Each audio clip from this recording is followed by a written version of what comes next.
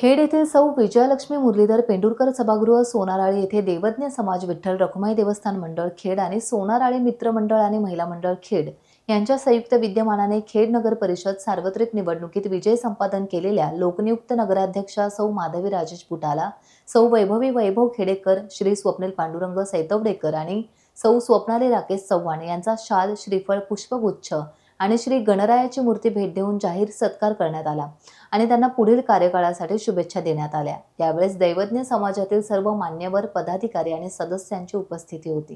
सोनाराळी मित्रमंडळ संयुक्त विद्यमानाने आजच्या कार्यक्रमानिमित्त आपल्या दैवज्ञ समाजाचे अध्यक्ष सन्माननीय संजयजी दांडेकर, तसंच आपल्या रुक्मिणी महिला मंडळाच्या अध्यक्षा मीनाताई वाघळकर, सोनाराळी महिला मंडळाच्या अध्यक्षा पूर्वाताई बुटाला, नगराध्यक्षा नवनिर्वाचित नगराध्यक्षा माधवीताई बुटाला आणि सर्व नवनिर्वाचित नगरसेवक, उपस्थित व्यासपीठ आणि समोर असलेले सगळेच माझे बंधू भगिनो, ज्ञाती बंधू भगिनी।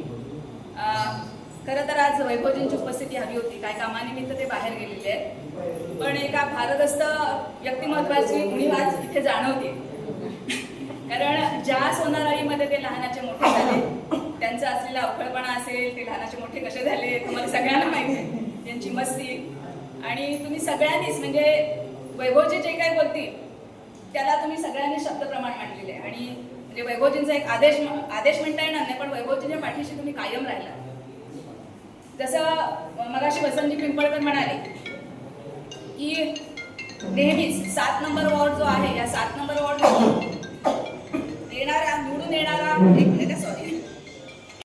निवडून येणारा जो उमेदवार आहे, त्या उमेदवाराला नेहमीच इथून मोठ्या प्रमाणामध्ये मतदान होतं। वैभवजी कधीही प्रवाहाच्या विरुद्ध जरी असले, जे वैभवजी म्हणतील त्यांच्या बाजूनी कायम तुम्ही सगळेच, आपली सोनाराळी मंडळ असेल किंवा दैवज्ञ आपला समाज असेल, कायम त्यांच्या पाठीशी राहिलेले आहेत। आणि म्हणूनच म्हणजे अगदी विरोधात असून सुद्धा कोणतीही राज्यात आपली सत्ता नाही, कोणतीही केंद्रात सत्ता नाही, केवळ तुमच्या सगळ्या पाठिंबामुळे वैभवजी आज 30 वर्ष या राजकारणामध्ये स्वतःचं अस्तित्व निर्माण करू शकले। ते सगळे तुमचे असणारे आशीर्वाद, आणि यामुळेच मीही या सोनाराळीमध्ये म्हणजे आमचं इंटरकास्ट मॅरेज आहे आणि त्यामुळे मला समाजाने एवढं सहज एक्सेप्ट केलं। मला तर खरं माझी म्हणजे सुरुवात जी आहे, नेतृत्व गुणांची सुरुवात जर का कुठून झाली असेल तर या रुक्मिणी महिला मंडळाकडून। रुक्मिणी महिला मंडळाची मी सुरुवातीलाही अध्यक्ष होते आणि त्यानंतर आता गेली 3 वर्ष अध्यक्ष होते। आणि मला आठवतं की आपले छोटे छोटे जे कार्यक्रम होतात, त्या कार्यक्रमामध्ये मला पुढे करण्यामागे बहिणीताई, नेहा बहिणींचा हात जास्त असायचा की नाही तू बोलायचंयस। आणि एकदा तर मला अगदी 5-6 पाणी एवढं मोठं निबंध दिल्यासारखं दिलं होतं आणि हिमा हे सगळं तुला, आणि अचानक आदल्या दिवशी तुला ही सगळी माहिती सांगायची आणि अक्षरशः माझ्या पोटात गोळा आलेला की कसं हे सगळं होणार, मला एवढा वेळ कसं।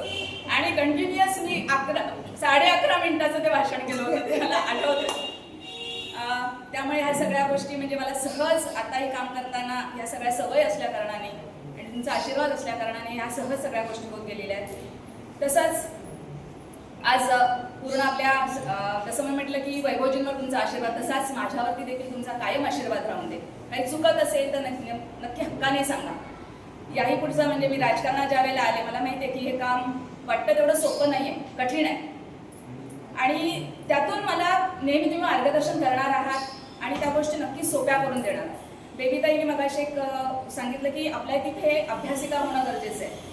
माझ्या सुरुवातीचं जर का तुम्ही स्टेटमेंट ऐकलेलं असेल, ज्यावेळेला माझ्या मुलाखती घेतल्या जात होत्या त्यावेळेला ऐकलं असेल, त्यावेळेला मी शिक्षिका म्हणून हाच मुद्दा मांडला होता की आपलं म्हणजे खेड म्हटलं की ते एज्युकेशन झोन झालेलं आहे। खेडमधून मोठ्या प्रमाणामध्ये विद्यार्थी जे आहेत, अगदी मुंबई पुण्यापासून सुद्धा विद्यार्थी आपल्या तिथे शिकायला येत आहेत आणि चांगल्या क्षेत्रामध्ये अगदी ते आज प्रगती केलेली दिसते।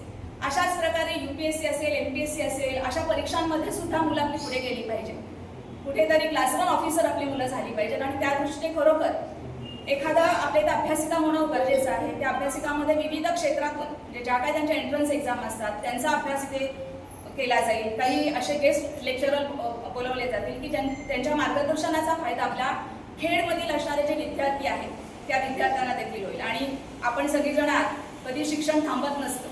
अगदी वैभवजींनी सुद्धा वयाच्या 50व्या वर्षी वकिलीची परीक्षा दिली, त्यामुळे आपणही शिकत राहिलं पाहिजे। आणि शिक्षणाच्या क्षेत्रात असल्या कारणाने नेहमीच माझं प्रथम प्रयत्न राहील की विद्यार्थ्यांसाठी काय काय करता येईल, खेडचे जे आपले मुलं आहेत ती पुढे कशा प्रकारे जातील त्यासाठी मी नक्की प्रयत्न करणार आहे. आपण इथे मला बोलवलं, जो मान सन्मान दिला त्याबद्दल पुनश्च एकदा धन्यवाद. असंच प्रेम आणि तुमचा आशीर्वाद कायम पाठीशी राहू दे. जय हिंद, जय महाराष्ट्र. टाइम्स डिजिटलला लाईक करा, सबस्क्राईब करा, शेअर करा आणि बेल आयकॉन दाबायला विसरू नका. पाहत रहा टाइम्स डिजिटल.